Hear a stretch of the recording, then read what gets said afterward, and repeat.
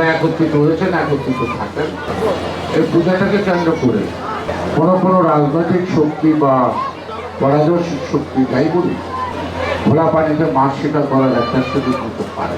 আগামী দুর্গোৎসবের চেয়েও বেশি গুরুত্বপূর্ণ কথাবার্তায় মনে হয় আগামী জাতীয় নির্বাচন। যে কারণে উদ্দেশ্যটা যাই থাকুক না কেন, সারাক্ষণ কিন্তু ভোট চাওয়া চাহিদা থাকবে।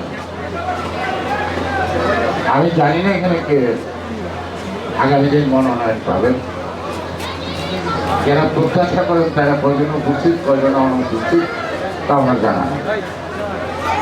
তবে এইটুকু বলবো যে সবাই একত্রিত হয়েছেন, একত্রিত থাকেন। এই পূজাটাকে কেন্দ্র করে কোনো রাজনৈতিক শক্তি বা পরাদর্শিক শক্তি যাই বলি, খোলা পানিতে মাছ শিকার করার একটা সুযোগ নিতে পারে। বসুন্ধরা টিস্যু, অশুদ্ধতার বিরুদ্ধে এক বিন্দুও ছাড় নয়। সে কারণে আমাদের বেশি সচেতন থাকতে হবে। এখানে হিন্দু ভাইদের স্বাধীনতা এবং নিরাপত্তার ঘোষণা, এটা আগামী জাতীয় অস্তিত্বের প্রশ্নেই আমাদেরকে সজাগ থাকতে হবে। বিএনপির পক্ষ থেকে দায়িত্ব পালন করতে হবে। সে কারণে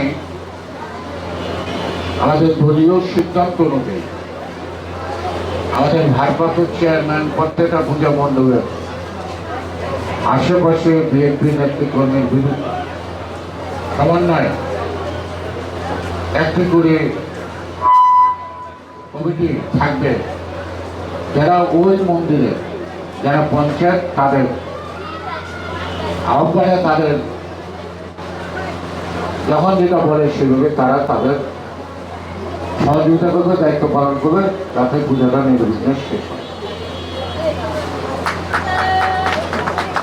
আপনারা সবাই ধানের শীষে ভোট পান, ধানের শীষে ভোট দিবে জনগণ। এইটাই বড় গাত্র দেখো অন্যায় হবে।